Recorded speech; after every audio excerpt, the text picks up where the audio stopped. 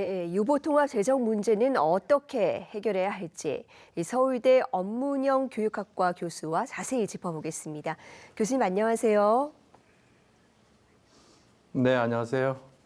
네, 지금 유아교육과 돌봄에 들어가는 예산을 약 19조 2천억 원 정도로 추정을 하셨습니다.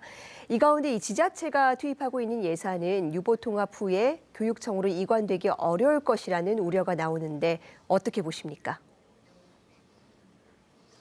네, 사실 전망이 낙관적이지만은 않습니다. 왜냐하면요, 지금 보육에 투자되는 비용이 모두가 의무지출 경비라기보다는요, 국가 사업에 대응해서 지방자치단체가 대응해서 투자한 한 3조 원, 그리고 지방자치단체가 특수보육 사업으로 시행하는 1.9조 원 해서 5조 원 정도는 재량 지출이기 때문에 이 부분을 우리가 어떻게 안정적으로 확보할 건가가 상당히 쉽지 않은 문제죠. 그래서 이 부분을 해결할 수 있는 방안은 지금 지방교육재정교부금법 11조 상에 이미 시도에서 전입금을 통해서 교육재정이 어느 정도 충당되고 있습니다. 그 법에 의하면 서울특별시 같은 경우는 10%를 전입하고 있고요. 그다음에 광역시를 비롯한 경기도는 5%, 그리고 그 외 도는 3.6%를 전입하고 혹은 전출하고 있는 거죠. 시도 입장에서는 그 금액의 비율을 반영을 해서 조금씩 높이는, 법률로 확정적으로 정해서 높이는 방안이 굉장히 요구된다고 저는 생각합니다. 앞으로 이 유보통합이 실제로 추진이 되면 추가로 들어가는 재원도 생길 겁니다. 어디에 얼마나 더 필요할 거라고 보십니까? 당연한 것이죠. 지금 제가 추정한 19.2조 원은 말입니다. 보육과 유아교육을 위해서 현재 투자되고 있는 돈이에요. 그래서 1+1이라는 거죠. 그래서 지금 추가적으로 유보통합이 됐을 때 제일 많은 돈이 들어갈 것은 아무래도 교사의 어떤 자격과 양성, 그리고 보수와 처우 상향 평준화를 위해서 인건비 측면이 가장 많이 들어갈 거고요. 그 다음에 운영 시간을 늘려야 될 겁니다. 어린이집처럼 유치원도. 그렇게 되면 추가되는 인력과 운영비, 그리고 시설 설비비가 대체적으로 많이 들어가겠습니다. 그래서 이 부분에 대해서 제가 올 6월에 연구를 통해서 밝힌 바에 의하면 현재 인건비만 가지고 기준을 했을 때 보육교사와 사립유치원 교사를 공립유치원 교사 수준으로 올린다고 가정을 하면 5년 동안 매년 평균 1.9조 원 정도가 추가로 요구되는 걸로 이렇게 나타난 바 있습니다. 네, 상향 평준화를 위해서는 돈이 더 들어갈 수밖에 없다. 그래서 이 여러 가지 재원 확보 방안도 제안을 해주셨는데요. 이 고교 무상교육을 도입할 때처럼 증액 교부금 제도를 활용하는 방안도 포함이 됐습니다. 이건 어떤 내용입니까? 예, 말 그대로 국가가 책임져서 지금의 교부금에서 더해서 준다는 건데요. 우리가 고교 무상교육을 지금 실시하고 있는데 제가 방금 말씀드린 지방교육재정교부금법 14조에 보면 고등학교 등 무상교육 경비 부담에 대한 특례 규정이 있습니다. 이 규정에 의하면 국가가 47.5%, 시도교육청이 또 47.5%, 그리고 시도, 시군구가 5%를 나누어서 부담하는 것을 법률로 명문화했거든요. 그래서 과거에 우리가 이런 증액 교부금의 사례가 있습니다. 2004년에 중학교 의무교육을 전면 실시할 때 법정 교부금이라고 하죠. 우리가 교부율의 지금 20.79인데요. 그 7구 이외의 봉급 교부금이라든지 증액 교부금을 통해서 우리가 재원을 충당한 경험이 있기 때문에 이거는 우리가 실현 가능한, 국가의 의지가 반영되면 실현 가능한 그런 방안이라고 할 수 있습니다.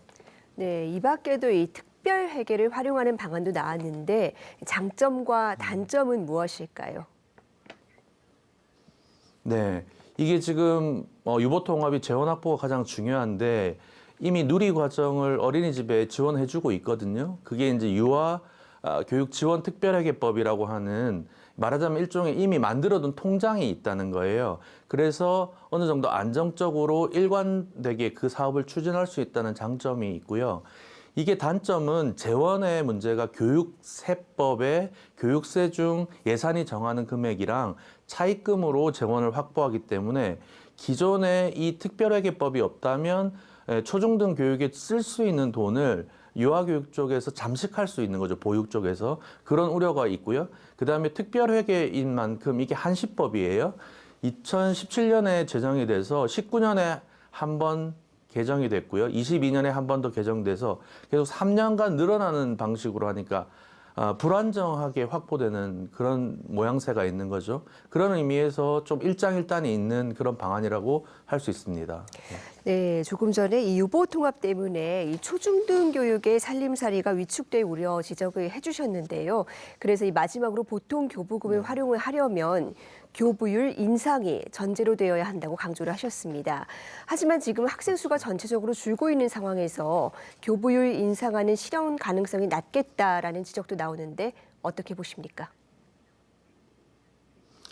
이게 사실 우리나라 내국세의 일부분을 쓴다고 하는 구조에서 제로섬 게임이란 말이에요. 그래서 타 부처의 반대가 저항이 심할 가능성이 있고 실현 가능성이 지금으로서는 가장 낮지만 진정한 지방교육 자치를 위해서는 시도교육감에게 주는 보통교부금에 포함시켜서 유보통합이 어느 정도 안정적으로 운영되는 시점에서는 보통교부금으로 줄 수 있는 그래서 지자체별로 다양화된 특성화된 그런 유아 보육을 실시할 수 있도록 해줘야 된다는 거거든요.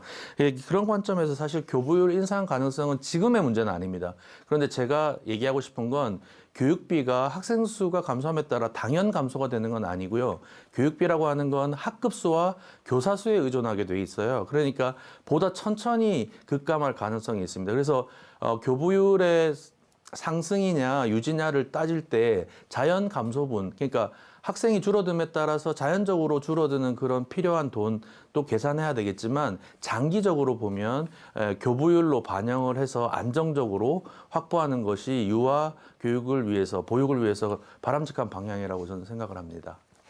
네, 요즘 교육 재정이 전반적으로 여러모로 어려운 상황입니다만 이 유보 통합 성공을 위해서는 무엇보다 이 재원의 안정적인 확보가 중요할 겁니다. 특히 통합 초기에 어떤 지원이 필요하다고 보십니까?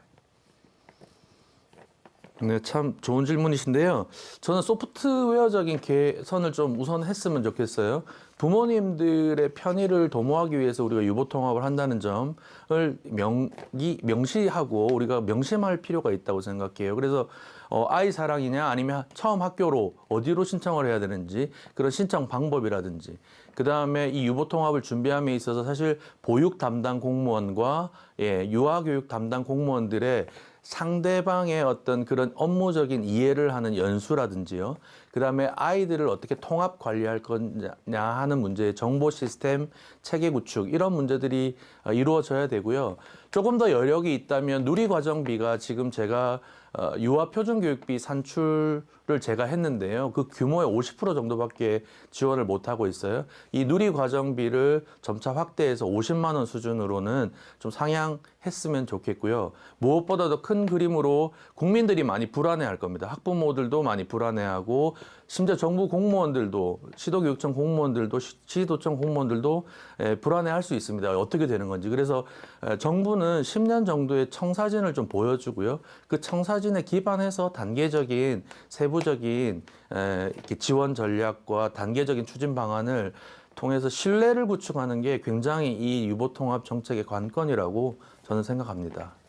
네, 정부의 유보통합 추진 방안이 올해 안에 발표될 예정입니다. 이 안정적인 재원 확보 방안도 꼭 담기길 바랍니다. 교수님 오늘 말씀 감사합니다. 네, 감사합니다.